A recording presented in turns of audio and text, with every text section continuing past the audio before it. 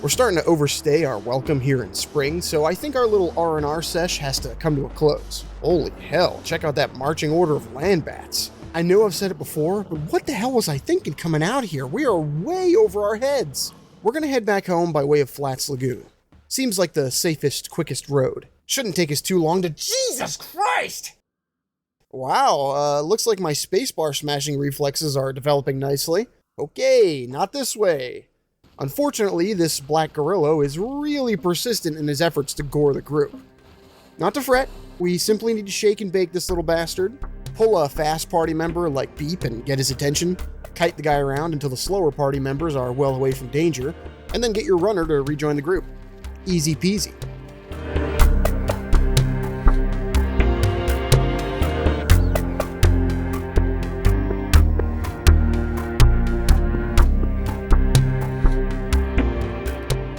Alright, home again.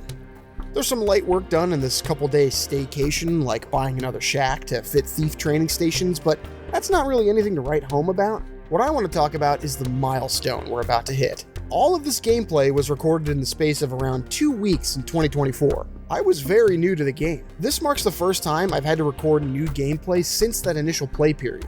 It's actually been 252 days between the oldest recording session and the most recent one. In that time, I've actually played quite a bit of Kenshi. I started a whole second playthrough where I could learn a bit and make mistakes on characters that weren't going to make it into any kind of video. See, check out my base. Hell, check out both of them. Almost day 200. I've done things. To be totally honest, playing on this save carries a degree of weight. There's some real fear to the idea that I'd lose any of these party members after spending so much time with them. Not just in-game, but writing, voicing, editing, sharing them online. I'll come out and say it. I'm emotionally invested in these little assholes. So by doing a scratch playthrough where I could save and load freely and not worry about anybody dying unceremoniously, I have now obtained what I can comfortably call a journeyman level of expertise with the game, and I can make more informed decisions going forward. But before we get to the newer stuff, we need to close out this old batch of gameplay. It was around this time that I felt my level of progression starting to stagnate. Up until this point, I'd been playing like kind of a tourist, pushing my low-level party to far-flung areas of the map via a combination of stealth and speed. But that can only get you so far in this game. Eventually, a situation will go horribly wrong, and the only way out of it will most likely be a naked show of force. And I knew this, even as a beginner. So it's time to get serious.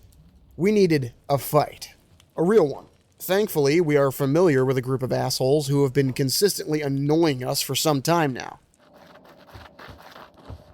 The leader of the Dust Bandits is a man simply known as the Dust King. Their hideout might be easy to miss if you're navigating down there in the riverbed, but from Beep's position up here on the ridge, we can see it just fine. It's not in a bad spot, to be honest, situated over the central riverbed and the main road. This fight with the Dust King's forces at their hideout is something of a tutorial boss. The layout of the fight can inform a new player a fair bit about how these kinds of encounters play out going forward. So let's case the joint. There's the main tower, which you need to make the decision to try to fight inside or out of, depending on your crew's loadout.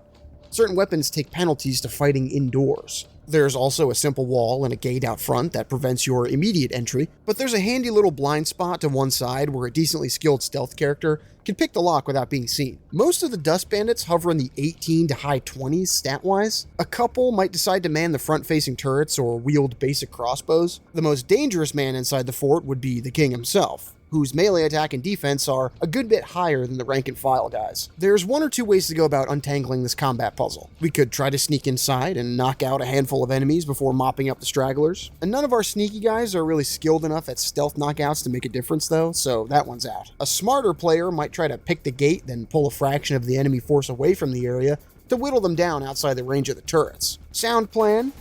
Still not the one we went with. The easiest way to dismantle this location with early game characters is to visit our favorite spot, the Tech Hunter way station down the road. If you have a decent amount of cats to spare, you can blow $2,000 or $4,000 to hire a couple squads of mercs to bolster your fighting force for a day or two. If you do a full clear of every enemy's inventory and cash in on the Dust Bandit's sizable bounty, you can more than make up those operating costs. This way seemed pretty idiot-proof to me at the time, so it's the plan I went with. The group starts to set out for the tower, while Beep takes a detour to pick up the hired swords. Once everyone is in position, Lip sneaks up to the gates covertly. It takes a couple tries, but they open before long. Once the way is clear, Beep leads his force inside to act as a vanguard, pulling most of the aggro and hopefully soaking up most of the damage. When most of the enemy is entrenched in combat, my party charges in behind to act as an auxiliary force.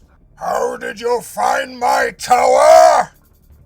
Hey man, it's not really that hidden, although it is a bit... I'll kill you! I'll gut you like a stinking fish! One of the things I've picked up from playing a shit ton of Total War Warhammer 3 is that the most efficient way to go about big fights is to use units to free up other units. Look for key pressure points, even fights that would be tilted in your side's favor if more mass were applied there. The same logic applies here. Whenever a lone mercenary is fighting 1 or 2 bandits on the fringes of the fight, I commit a couple of our people there. Before long, the turret gunners are on the floor and the courtyard is mostly under our control. A couple of our fighters storm the tower whilst our most elite units surround the Dust King. There's only a token guard left at this point, and the king himself starts eating dirt before long. We relieve him of his weapons and armor as soon as he hits the ground. And just like that, the place is ours. Holy shit, that did not take long. Those mercs really pulled their weight. All in all, the fight only lasted around 8 minutes real time, including pauses. This was a fucking blitzkrieg. When the dust clears, pun definitely intended, I bring Lady up to start caching the valuable loot. For world state purposes, I wanted the Dust King dead.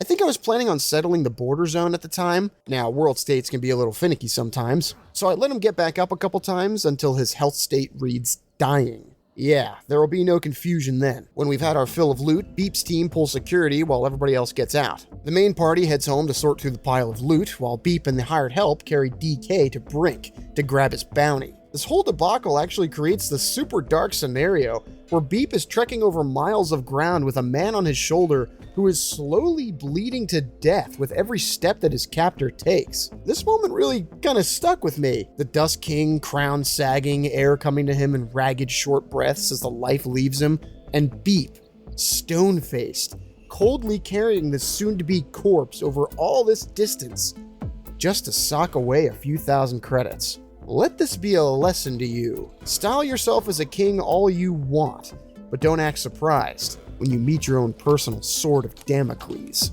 Dabba-doob-doob dead.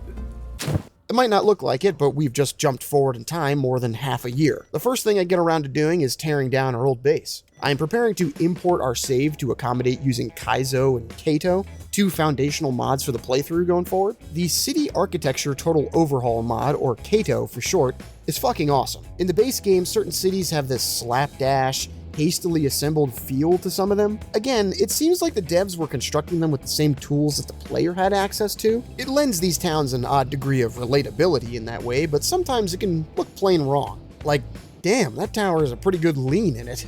Things that should look uniform can appear a little off. Kato is the equivalent to a light Skyrim city touch-up mod, straightening walls, adding little bits and bobs here and there, while still maintaining the atmosphere and general feel of most locations. I went all the main playthrough up to this point without it, installed it on the Scratch campaign, and found it vanilla friendly enough to be acceptable to throw into the series. We need to import with the structure option ticked on, however, which would reset all player-owned stuff. So we cannibalize our own houses for spare parts in preparation to migrate over. I made the executive decision of getting this done now, well before we build our own settlement. That would have been a bitter pill to swallow. No, don't. We already did that one. Done deal. Man, just look at that cleanly beveled wall. The only downside of this mod is the inevitable penis envy you start to feel looking at such immaculately laid out architecture and knowing for sure that your own stuff will never stack up. I decided this big ass station house is going to be our HQ in the hub going forward. It's fitting, as these structures are usually used as faction thrones or barracks in vanilla towns. This was probably the local Holy Nation governor's manor before the town got cut loose. And now, it's ours. I spend the next real-life hour getting this place in order. The right side of the structure is given over to every conceivable storage container we need at this stage of the game. The left-hand side is split in two and dedicated to an infirmary with real beds, and an electrical component crafting table. We've been playing with Trade Routes Intensified for a while now. That mod rebalances commodity prices across the civilized areas of the game to make early game caravanning more viable. For our current purposes, it makes it so the Western Hive pays more for tech goodies.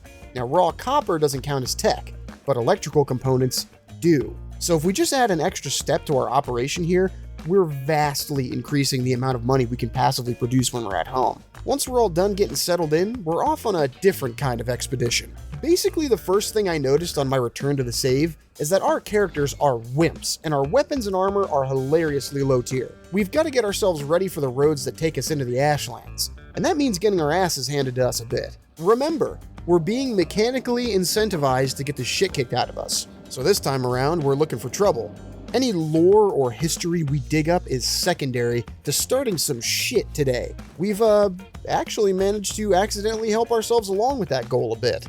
We're also now playing with Kenshi Kaizo. It broadly adds way more world states across the entire game. They're very lore-friendly and vanilla-compatible in most cases. World states are supposed to simulate power vacuums, logical land grabs or culture changes that occur based on the deaths of characters that are important to the state of the world, or the threat of prophecy or whatever. Kaizo just adds more. Some are believable enough to have been in the game all along, and others are basically lore-accurate fanfiction. The change we just unintentionally brought about falls into the latter category. With the death of the Dust King, we've just kicked off what I'm going to call the War for the Dust Kingdom. It's catchy, right? The head has been cut off the snake. Individuals who I assume to be the powerful underlings of the previous monarch have taken control of factions within the game. Apparently old Big and Tall back there was keeping his army from fracturing into splinter groups this whole time. Honestly, that kinda makes him more impressive. Oh well, he was a bastard anyways. Our new competition comes in 3 bold new flavors. There are the Dust Reapers, a slaver faction who use low-level chumps to try and wear down our fighters. They're based out of the old Holy Nation Fort, over here. The Dust Lords, heavy weapon and saber-focused bandits who seem to have a higher number of Shek in their numbers. They're based out of the old Dust King's Fort. Then there are the Dust Raiders. They all wield crossbows and usually come in larger numbers. They're shacked up in the old village on the edge of the territory. The one Lip and Soda looted for building materials way back when. Now, all these guys hate each other just as much as they hate us, so there's some room for kiting groups into one another here. But wait, there's more! Those are just the Dust Bandit-aligned factions involved in this conflict. We're also going up against the Black Dragon Ninjas, lightly armored dexterous fighters who have a base up to the north. They're equipped about as well as any of these other idiots, but some of their higher tier members come with melee skills reaching the low 40s. They are nothing to laugh at.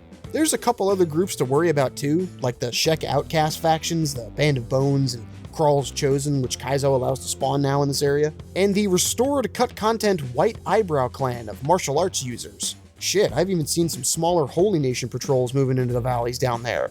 We've just kicked off a major conflict here, and it'll be a while before we see it brought to a close. Which is sort of just the thing that we need. There's plenty of meat for the XP grinder here. We've got some real action on our hands, but first, we need to do some recon. We're only a small force of fighters going up against more than a few organized groups with a numbers advantage on us. Knowing the general size and ability of our enemies will be crucial. Let's set out. We've got no intention of making a big difference at the moment, just to gauge how well we can currently fare against any of these groups and to pick some smaller fights where we can. We surface into the area near the old military outpost, Dust Reaper territory. I can see some warbands moving around down there. Some group is rushing towards the front gate.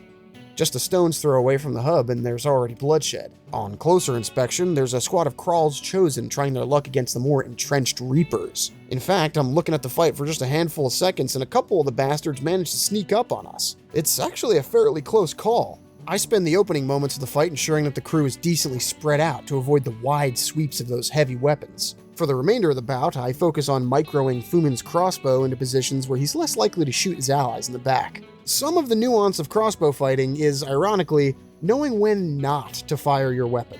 I think this is what ends up winning us this fight. Our melee fighters were struggling to stay in the lead there. In the aftermath, I made sure to set splint rigging jobs on all my medics, which is something you can do if you didn't know.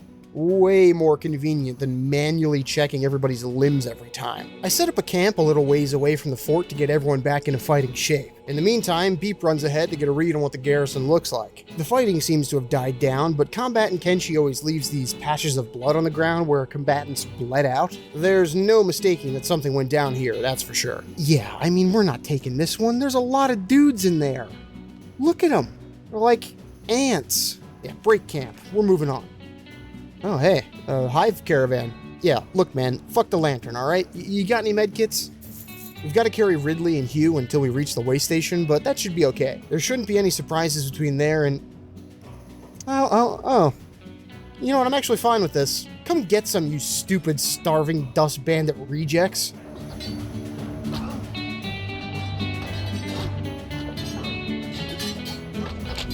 Oh, shit. Black dragons. Yeah, book it. That's your problem now, assholes. Yeah, see, they're just getting cut to ribbons down there. We have to clean up some stragglers, but it isn't really a contest.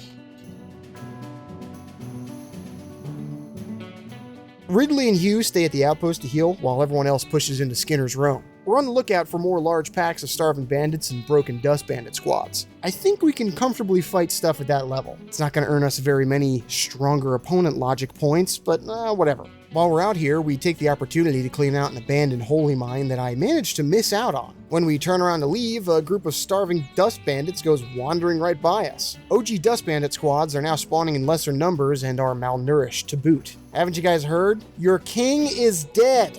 Dust to dust, dipshits. The leader of the group even has a minor bounty on his head. Aw, how thoughtful.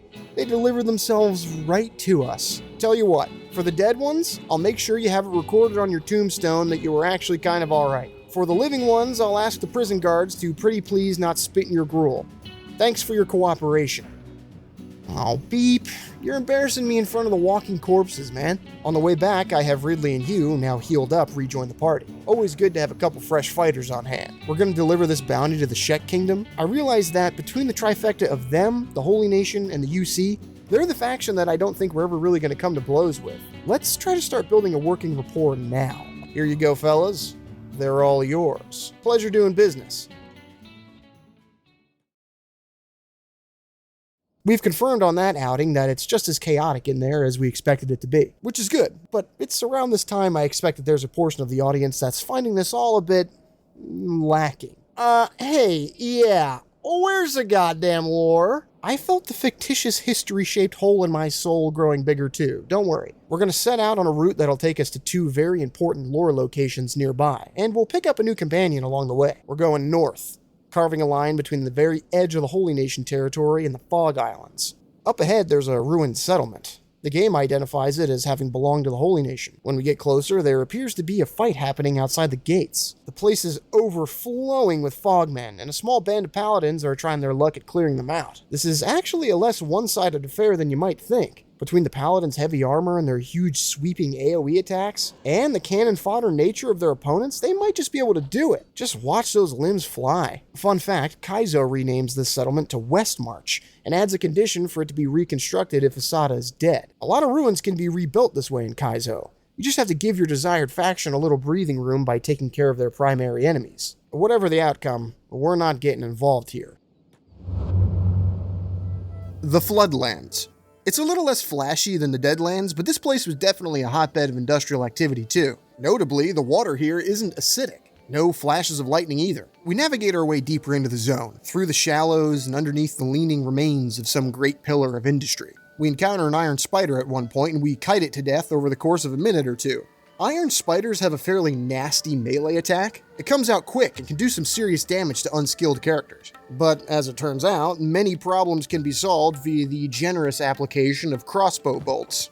We make sure to rip out the thing's circuitry so it doesn't get back up. There's a good deal of tech scrap to be found here, but we're not actually here for the loot. At the northern end of the zone, on the edge of the Cannibal Plains, there's a tower that looks like it was made in the modern era. There's a handful of these around the area, but most are in a horrible state of neglect. So this is notable. When we get closer, Lip steps inside and meets... Let me guess, another adventurer? It's always good to share shelter and exchange stories with fellow adventurers. Oh, so you're an adventurer too? Used to be. Skeletons aren't as perishable as humans like yourself, but we still have a limit to our existence. We start to seize up over time. or we stop working suddenly without warning. My time is near. My parts are wearing, and I'm not as fit for exploration as I used to be. I've traveled the eastern ashlands to the southern swamps. Recovering lost relics and lost pieces of history is something that's always satisfied me. And of course, watching human behavior as the world evolves and falls. Nothing ever truly changes. Trends, cultures, languages, rulers, they come and go. But behavior bred from greed and fear hold human evolution at a standstill. Holy shit, this guy's saying all the right stuff. If I didn't know any better, I'd think you were hitting on me. During our brief conversation, we managed to convince Burn to tag along with us for a little while. At least until all the flesh bags in the party are dead and in the ground. I'd enjoy nothing more than a last adventure. We talked at length about skeletons as a race, but we neglected to talk about them as a character class. The reason I was hesitant to bring a skeleton character into the party early was because they're a bit expensive to keep around. You need repair kits as opposed to med kits to mend their wounds. They also need to visit repair beds from time to time to fix long-term damage that accumulates from being injured in combat. It's 4,000 cats for one repair kit and 2,000 to rent the bed. So a skeleton character can be unwieldy to run around with without significant game knowledge. Additionally, there will be no lying about him being a slave to any paladins. To them, he's a demon straight from their mythos. If Burn is with us, we're not really going to be able to traverse through the majority of the center of the map. It would severely limit our options trade-wise. We're more than able to support him financially now, though. We're going to worm our way back south, hitting a ruined tower on the way back. This sort of implies that at least a handful of skeletons decided to shack up in the floodlands, and that we're probably looting the home of one of Burn's dead neighbors. Yeesh, I hope he's not too bothered by something like that. You know, we pilfer the ruins of the Second Empire all the time. It would be a bad first impression. Burn doesn't say it now, but the floodlands actually hold a bit of sentimental importance to his people. Skeleton characters who enter this area usually fire off a line of dialogue that mentions that this place used to be a skeleton factory. I figure this is why the water isn't acidic here. It wasn't a refining hub or some kind of extractive mining operation. The Deadlands is the way it is because they were doing heavy pollutive industry. This might have just been an assembly center. Not a terrifyingly important distinction, but an interesting one nonetheless. Regardless, Burn was born here and was fully prepared to die here. Damn. I usually go out of my way not to do things out of chronological order, but in this instance, I'm willing to make an exception. I'd prefer if we were armed with that little chestnut of knowledge for the place we're going to head next. The caravan crests a rise on our southward path. The telltale clouds that demarcate the fog islands appear on the horizon. Burn leads the group down a winding path, past what looks like an old quarry. I'd call this pit man-made, but it wouldn't technically be true.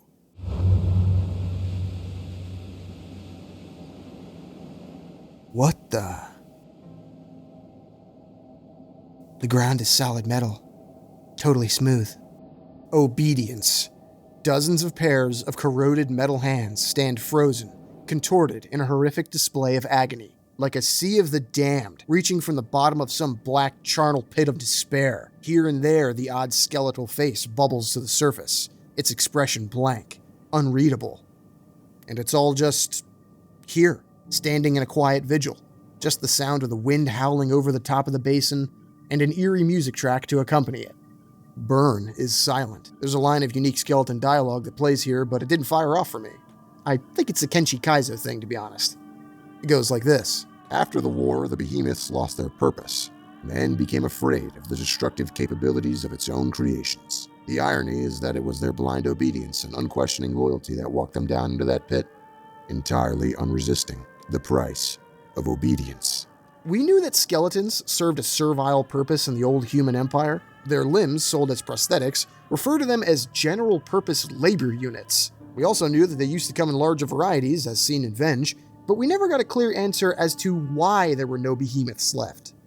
Well, here you go. I think the war mentioned in that previous quote isn't a reference to the human-on-skeleton violence that resulted in the world we live in today. More likely, it was some unseen conflict that all reference to has been totally lost to time. The quote itself is just dripping with cynicism and venom. There is a clear, unresolved bite to the line, "the price of obedience." It makes more sense to me that this atrocity was the spark that forced humanity's mechanical servants to reconsider their position in the Empire. They had them dig their own grave, march themselves into it, and set off some kind of chemical reaction that boiled the ground under their feet and melted their bodies into slag. And they did this to them not a mile or two away from where they were assembling these fuckers. If you stood on a hill halfway between the Floodlands and Obedience, you could turn 180 degrees around and see both from the same spot. They were birthing skeletons into this world, a stone's throw away from the pit where they were eventually dumping them away like trash.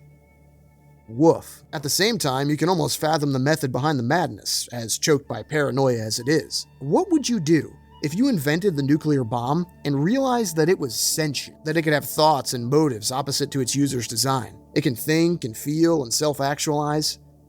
But it's a bomb. Shit, it would have made de-escalating the Cold War a bit more tricky. An interesting thing to note is that it seems like somebody draped the corpses in this funerary cloth. It's the same adornment we saw in Wend. Is this an example of skeletons mourning the loss of their comrades? Or maybe some kind of holy nation symbol? This also sort of puts the kibosh on the who were the dominant race in the First Empire question. Would skeletons really march their fellow robots into a pit, slag them, and then have the gall or fortitude to act cross about it for thousands of years after? You know, I thought that I'd have more to say about this place. It's a major story location after all, but I think there's a sort of clarity of intent to stumbling into a mass grave. In a way, the dead speak for themselves. At least we figured out where the Fog Islands gets its fog from. It doesn't really assuage my fears that this stuff isn't safe to breathe. If anything, it kind of made it worse. If there's anything to take away from Obedience, it's that the skeletons' resentment and detachment from humanity isn't because of some misplaced pride. They hate us because they remember. We work our way back towards Westmarch. Damn, those paladins really went on a tear. Seems like they didn't manage to clear the place, however. I tried looking for their bodies tied to those prisoner poles, but I couldn't find any sign of them. I think that definitely means that they got eaten. Hey, you guys tried. It's the thought that... Yeah, sure, I can kill you guys if you want. As we pass by the Fog Islands, I actually start to think that it wouldn't be so bad if we spent some time in there. Aside from the actual fog thing, obviously. Fogmen are individually weak. They don't even wear armor. We just have to keep an eye out for big groups or masses of fog heavies that would prove more of a challenge. But at the very least, everyone will level up their toughness a good bit. I test my hypothesis on the first group of fogmen we see. Fuman runs ahead and kites them into the waiting jaws of our crew. It goes swimmingly. Yeah, I'm sold. We're going in. Let's settle in at Mongrel and formulate a plan of action from holy shit, you guys just never learn, do you? Night starts to fall as we wrap up these morons and head in. We move fast where we can and sneak where we need to. There's this slightly frustrating moment where we just need to get past this little choke point, and squads of fog heavies accompanying their princes just keep coming.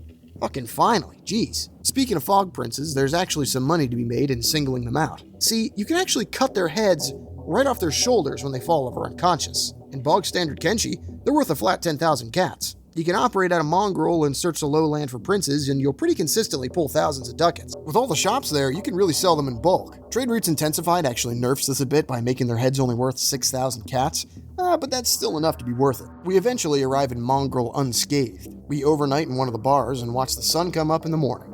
Just try to ignore the sounds of someone getting eaten alive outside the walls. Once the stores open up, we grab Burn some gear that doesn't clip into his ribcage. Or is it his chassis? His superstructure? I'm not going to ask. When we head for the East Gate, I'm surprised to see that the guards there are involved in this massive brawl with a stream of fogmen that just keep coming. Oh shit. There's a death yard right outside the walls. That's where the screaming was coming from last night. And when guards or random Holy Nation outlaws get downed out there, they get dragged back to the death yard. And because there's a corpse there, a fog prince, his juicy head loot, and his patrol of fog heavies come to feast on the fleshies who get captured. But because there's a fight going on, they jump right into the battle. And Mongrel guards are no joke. Their melee attack can range into the low 60s when you factor in bonuses from their gear. Essentially, this is a Fog Prince factory. Between the combat XP and the insane potential payout from this, I make my decision fast. We rush in head first.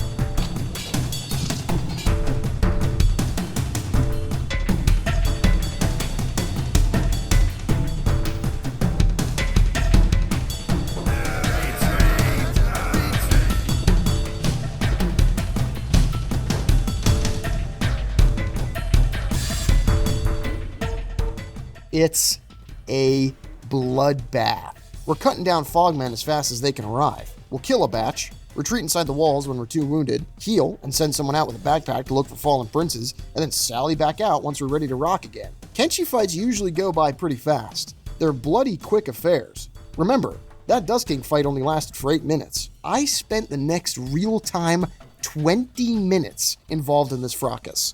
At a certain point, we were able to push the dead hivers all the way back to the death yard itself. The fighting lulls for long enough to start untying prisoners and carrying them back into town. One of the captives we free, a refugee from the Holy Nation named Borrelin, calls Mongrel a dump when he gets inside. Says he won't forget what Lip's caravan did for him, though.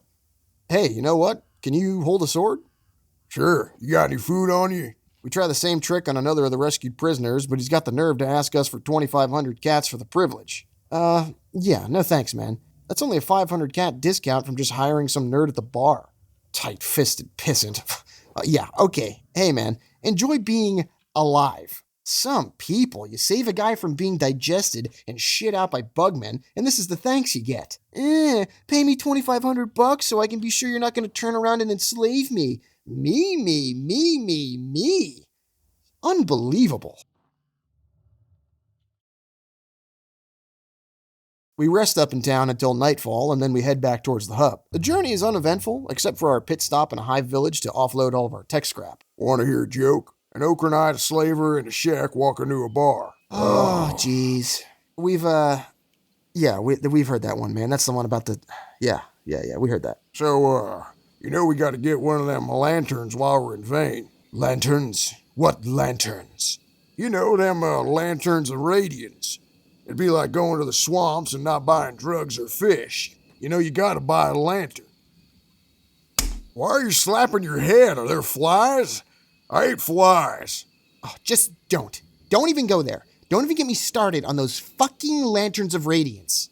Jeez, buddy, you might want to stop talking for a little while. We spend a little time at home setting up the training equipment again so Borrelin can get his stats up to par with the rest of us. But I'm not content to leave it there. We've been pretty thoroughly exploring most of the areas we visit on the map, but there's a place nearby where we left a box unchecked. Sure, why not? We got a little time left here. Let's correct that mistake. I'm sending a party of my acid-resistant characters back into the Deadlands. Burn is accompanied by Beep, Hugh, and Fumin. With all of these characters at a comfortable enough speed to outrun anything we encounter here, we can pretty safely explore the zone. Near the center of the area, we arrive at our destination, Black Desert City. There is nothing I have not witnessed, nothing I cannot predict. How much time has eluded us to witness this new breed of human? Living is dull when nothing more can be learned. Time flows quickly when you live in a bubble of lost time. Guys, one at a time, please. Wait, hold on. You don't know something? How does it feel to be on the receiving end? I've lived long enough to be no longer surprised. Your contemplation is wasted. Oh. Well, that's thoroughly unsatisfying. Damn, he kind of read my ass like a book. Black Desert City is a refuge for skeletons who have given up on the outside world. The bartender even says as much when Burn chats him up. Even goes so far as inviting him to stay. See, look, case in point. Oh, another visitor. They all blend into one after a few hundred years. Then after a few thousand, every being is as predictable to me as the other. Isn't it dull? Dull enough to make you mope endlessly in a dead-end town while the rest of your kind prattle on about seized sprockets and rusted knees and an endless orgy of ailment resentment. Holy shit, shoot me now. Aren't you just a barrel of laughs? Well, sorry for existing. This is Sad Neil. He's an outright reference to Hitchhiker's Guide to the Galaxy's Marvin the Paranoid Android. I've seen it. It's rubbish. If you got Radiohead running through your head now, sorry, just doing my job, spreading the mental disease. There was a commenter a few videos back who was just foaming at the mouth for me to stop here and pick up Neil, and it was all I could do back then to just make a note of it and plan to pick him up later. Here's looking at you, kid. I hate my life. Sad Neil is honestly a great litmus test for this place as a whole. These skeletons are all just quietly waiting to either rust away and die, or for humanity to kill themselves off so they can finally have a little peace and quiet. Or, shit, I guess why not both? Everybody here has just decided to pick a wall to stare at and live inside their own heads until the end of time. I bet you guys are fun at parties. Holy shit, what a Redditor. There's this giant factory structure at the opposite end of town that I'm dying to get into. I send Beep in alone to make sure the place isn't crawling with hostiles. And to my surprise, there's actually a merchant set up in here. Welcome, dear Huma. Welcome, dear. Please excuse the mess. Anything shiny, Dak hoards. A simpleton, really.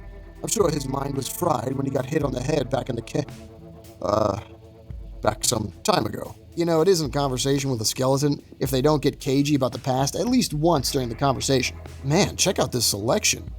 You know what's funny? Watching this footage back as I write this, I actually forgot that this guy sells ancient science books and engineering research. The next time I load up Kenshi, I am running back to pick these up. Literally, remember I said this. It'll be funny when you see the inside of this shop again, like half a year or something from now, whenever I run through my backlog of footage again. We don't have the funds on hand to even be looking at this inventory, so wait a minute, go back. These guys don't know about hivers? We briefly discussed the possible origins of the hivers, but I'm not sure we ever reached a satisfying conclusion. When was this city established? Post-fall of the Second Empire?